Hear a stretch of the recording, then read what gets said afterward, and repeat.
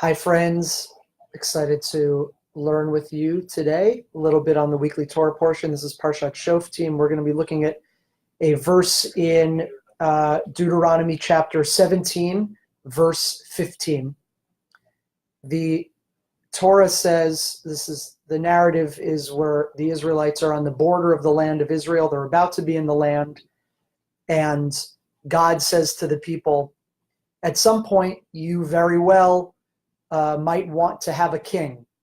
And there's a discussion more broadly about whether this is seen as a good thing or a bad thing, that people are going to want to have a king and not just abide by the rules of the Torah and have a legal system and a court system and in fact have a monarchy. But more narrowly in our section, that's not really discussed, simply that the Israelites are, in fact, allowed to have a king. And this is in verse 15. Som tasim alecha melech. You shall surely place above yourselves a king. Asher yivchar Hashem Elokecha bo, that God should choose. Mikerav achecha, from among the people. Tasim alecha melech. You will put on you, you will take upon yourselves a king. On this phrase, the rabbis make a midrash, and this is found in the Talmud Kiddushin. I put it in the side of the learning here if you want to see it. Amar Rav Ashi, Rabbi Ashi said on this phrase that you should tasim alecha melech, you should put above yourselves a king. He learns the following rule, which is what we're going to discuss.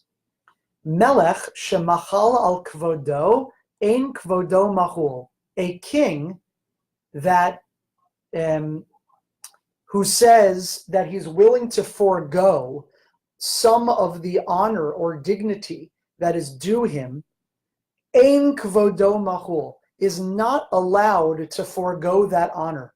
Dichtiv, as it says in our very verse, som tasim alecha melech, you shall surely put above you a king, which Rav Ashi thinks means shetehe emato alecha, that the king's awe or trembling or fear should be upon you. That is to say, Rav Ashi sees in our verse this notion that the king is above us, that there should be an element of awe, fear, certain amount of respect that comes from having a king who's in a position of power and honor and dignity. And because of this position of honor, the king should not do anything which should diminish that honor and respect that we feel for the king. And even if the king is willing to do that, the king is not allowed to do that. So what are some examples? The Torah Temimah, whose commentary we're going through this year, cites two examples discussed in the Talmud, and they're both interesting, and they have different angles.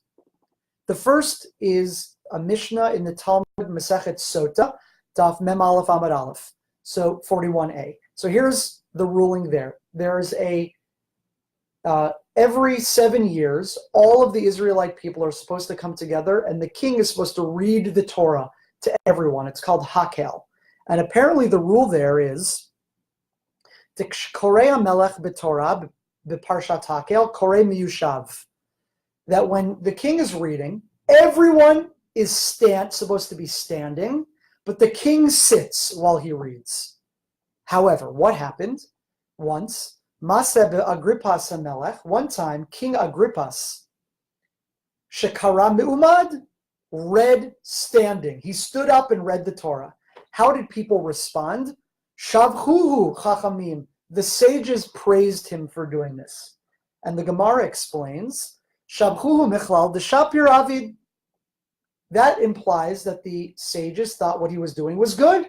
It's good that he stood up and read. But how can that be? The honor there is in the king sitting and everyone standing. This seems to be an example where he did something which goes against his intrinsic honor, but people think it was okay. So what happens? The Gemara asks, Ha'amar Rav Ashi. But does not Rabbi Ashi say on our verse, Melech shemachal kvodo ein kvodo machul, that a king who forgoes his own honor or wants to forego or is willing to forego, his honor is not foregone, and he shouldn't do that. So how could King Agrippa have read the Torah standing? Answers the Gemara, mitzvah shani. It's different in the case of a mitzvah. That it's true typically that we say a king should not forego his honor or do anything that will bring dishonor or disrespect to the position. But where what the king is doing is a mitzvah, so there's another value at play. Parsha Tosafot, the medieval commentators, the Tosafot explain, de mishum mitzvah lahader pnei haTorah v'kavod hamakom, because there is a mitzvah to enhance the glory of the Torah and to give glory to God. Mutar livater al kvodo. In that case of reading the Torah for the many people there, it's okay for the king to forgo the honor of sitting, because he's bringing honor to the Torah more broadly and also bringing honor to God in standing and reading. Very good. So far, so good. I think we would understand this up until now. But the Torah Temimah notes there's a second example which goes differently. There is a mitzvah called chalitza, yibum and chalitza, which is where if there's a couple and the husband passes away before the couple were able to have kids, if that deceased male has a brother, then there can be a yibum. The widow can have a relationship with the brother of the deceased, and they can have a baby, and that child is sort of considered a continuation of the lineage of the deceased brother. But if this doesn't happen, if the man does not want to go through it, or if the woman doesn't want to go through it, they can both reject that relationship. And then we have something called chalitza. Chalitza is a very ritualized process, and which culminates in the widow, the woman spitting in the direction of the brother in the shoe, and she rejects. So, but there's this aspect of spitting. So what happens in this case where the brother of the deceased is the king? Can the king go through this process of chalitza, given that it involves being spat at by his sister-in-law, the wife of his deceased brother? This is a Gemara in Sanhedrin. Melech ein choletz liyavimto mishum deganai hulo. The Mishnah in Sanhedrin, Yud Tet Amud Bet, says a king should not go through this process because it involves shetzricha larok befanav, because it involves her spitting in front of him, and this would be a ganai for him. It would be a disgrace for him. A king should not have anyone spit in their direction. Now, interestingly, there is one rabbi, Rabbi Yehuda, who says, Im ratza lachlotz zachor latov. But if the king says, I'm willing to go through the process, he will be remembered for good, meaning he's allowed to do it, and it's a good thing if he wants to do it. That's the opinion of Rabbi Yehuda. But the rest of the sages, they don't agree with him. They don't agree with him. They say to Rabbi Yehuda, they quote the Gemara we opened with, Rav Ashi, on our verse in Parshat Shoftim, this week's Parsha, that Rav Ashi says, Melech shemachal kvodo ein kvodo machul.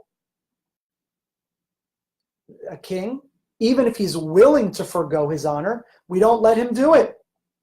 And so in this case of a king who would be willing to go through the process of chalitza, even though it involves being spat at, because it involves being spat at, we don't let him do it. And Rabbi Yehuda there says, but wait a sec, what about mitzvah shani? Same answer we used in the case of the king reading Torah. This too is a mitzvah. Going through the chalitza process is a mitzvah. So maybe we would allow the king to do it. So the question then is as follows. Because the Gemara there about chalitza and the king the final ruling is that we rule like the sages, not like Rabbi Yehuda, and we would not let a king go through the chalitza process. So the question is, and the Torah Temimah asks it is, what is the difference between the case of the king reading Torah and the king going through the chalitza process? When the king's reading Torah, we allow him to stand up. We allow him to stand up even though his honor would be in sitting, because there we said it's a mitzvah to read Torah to the people, and it gives honor to the Torah, it gives honor to God, we let him stand. But here, regarding chalitza, which is also a mitzvah, say it's a mitzvah for when this relationship is not going to work out for the brother of the deceased and the wife of the deceased to have a relationship. When that's not going to work out, it's a mitzvah to do chalitza. So why here do we not let the king do chalitza according to most?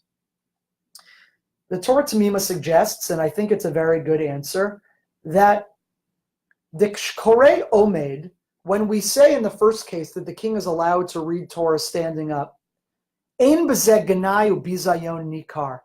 It is not a felt disgrace to the king just simply to stand up and read Torah. All it is we say, ein b'zeh yitron kavod kamo miyushav. He doesn't have his normal honor that would come to him by sitting with everyone else standing, but it's not an actual felt physical disgrace. Masha ein kain b'chalitza, which is different when it comes to the chalitza case. Shekol inyan chalitza harikika chalitza namina al bizayon ganai mamashihu lo. That the entire process of chalitza, where there's a shoe that's removed and there's spitting, it's an ugly scene. I've never witnessed it. Apparently, you can imagine it's very sad. Someone just died, but regardless, that the act of the spitting seems to be a more felt, physical, manifest disgrace for the king, and as such, we don't let him do it.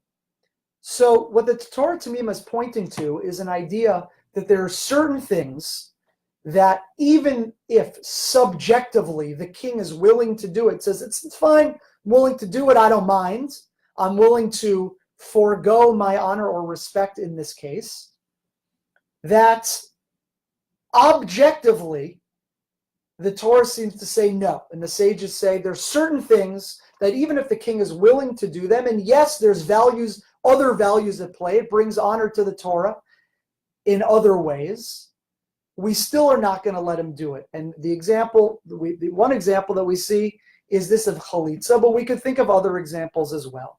And the question for us to think about is, when you have in this system of a king, but we could think about leadership in our day and age as well, that there's someone leading the people and is supposed to represent our best values at play, that when they do certain actions which don't bring respect and actually bring disgrace to themselves, to some degree, that brings disgrace to the whole institution. And even if they're willing to do it, or they don't view it as a disgrace, objectively it's viewed as bringing dishonor and indignity to the person, of that stature and that position, and therefore to all of us. And something for us certainly to think about and cogitate upon today, thinking about leadership in our own era for any group, institution, country, political body that we might be a part of. Always a pleasure learning with you. More next week.